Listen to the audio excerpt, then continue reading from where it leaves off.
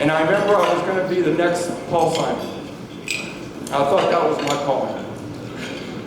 And I remember in 1968, when I was just your age, I remember I wrote this poem, and it went something like this.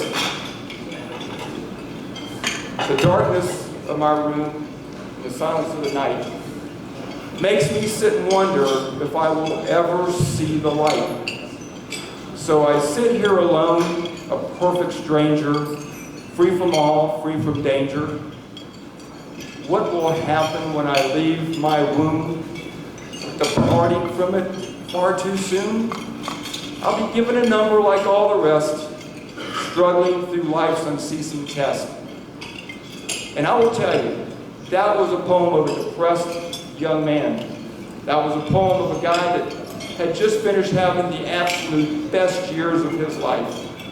A guy that I had everything going for me, and I was off to college, and I was scared to death. And I was scared I was going to fail.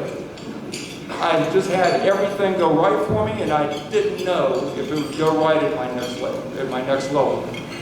So I went off to the University of Florida, and I will tell you, the first year I majored in something probably called, I don't know, because I had no clue, really, where I was going. So I floundered through my first year of college. Graduated, I ended the year with a 2.3 average, I remember. I was glad to get that beat. You know, I came home that summer and I remember really blaming everything on my mom and dad. You know, it's your fault. You know, it's because of you. You know, I'm good. You know, and my father, in his little way, just said, "Oh, Steve, get over it. You know, you'll never know you can do something unless you try it." And the thing I wanted to do was dentistry. I always wanted to be a dentist. I had a couple uncles that were dentists, but I didn't think I could do it. I was kind of chicken to try it. I loved science. I mean, I loved the arts. You know, I loved English, loved history. The sciences, I didn't love them so much. So I went ahead and I did it. Went to the University of Florida, and I was pretty miserable. You know, I struggled with the sciences. I took things I didn't like. You know, I worked hard. You know, I was scared to death I was going to fail. And if I made a good grade, I would be happy. If I made a bad grade, I'd be sad. And my life was pretty much determined by my grades. And then something happened about 1973. And it's something that I really can't explain. It's something that it would take too long to maybe tell you all about it, but I'm going to give you a glimpse of it. 1973, I had one of those experiences you've heard throughout your life. Something turns on. Light goes off. You know, all of a sudden, I came to realize that, you know what? There really is a God. Now that seems funny from a guy that went to Krist, the King of Jesuit. But for me, you know, you question things. Was God Santa Claus? Was God the Tooth Fairy? Was God, you know, and all of a sudden it became so real to me that no, God, there's a God. There's a God. And if there's a God, shouldn't I be living a life that reverences that God? And all of a sudden, the name of Jesus became very real to me because I could never see God. I could only see His creation, the great symphony of His creation. I could only see that, but I couldn't see Him. And then I realized I could see Jesus. I could see Him. You know, He showed me the way. And what do I mean by that? He did the walk for me. And what do I mean by that?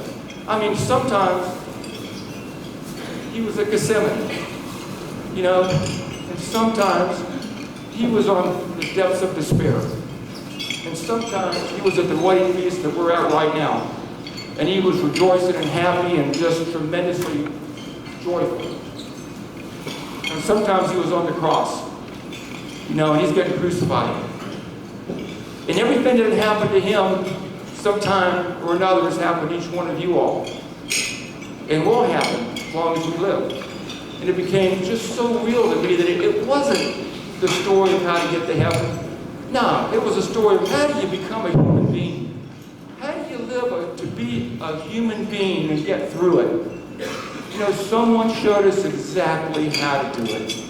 And when I realized that, my life turned around in 1973. And again, being the Jesuit guy that I was, and I know a plant kid wouldn't understand this, it went something like this. In the spring of '73, the circle broke and I got out. Some people looked, some people stared, some gave their approval, some gave their doubt. And I said, you can always jump out, or you can always stay in. You can live on the outside, or you can come back and join the pack. The outside is light, but the inside is dark. The outside is so light, it takes you higher than a kite. And that's how, really, my life has been since 1973. I've been on the road, but not by myself. I've been on the road with a companion that's there no matter if I'm failing or if I'm successful. Now, being a Jesuit guy that I am again,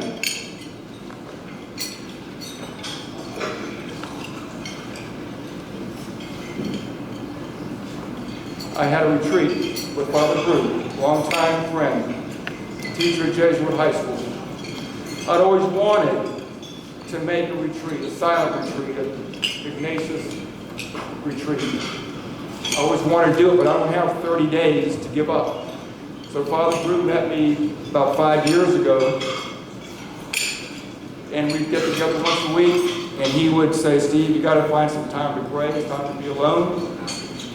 And then we'd come back and we'd discuss things. Well, I did that, and for 3 months we met. And that habit kind of stayed with me. So for the past 5 years, part of my day begins at 4 o'clock. And I do get up early. And I do spend some time alone. And one day, I will tell you just a quick story. One day it was raining. And I was by myself. And I just started thinking about the rain for whatever reason.